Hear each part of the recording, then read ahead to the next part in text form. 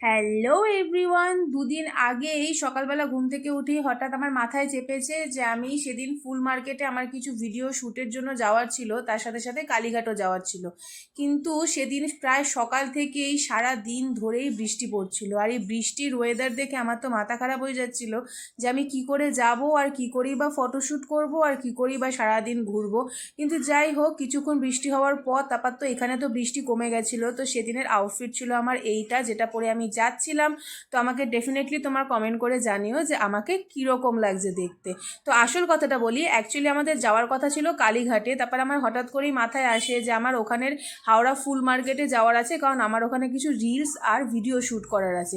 তো ভাবলাম এক কাজেই দু কাজ হয়ে যাবে, তো সোজা চলে গেলাম মেট্রো স্টেশনে। আর ওখান থেকে যেতে যেতেই আমি ব্লগ বানাচ্ছিলাম। আর হ্যাঁ, যারা যারা এখন অব্দি আমার লং ব্লগটা দেখোনি তারা ফটাফট গিয়ে দেখে নাও, সেটা এখন পোস্ট করা হয়ে গেছে। বাকিটা শেয়ার করব তোমাদের সাথে নেক্সট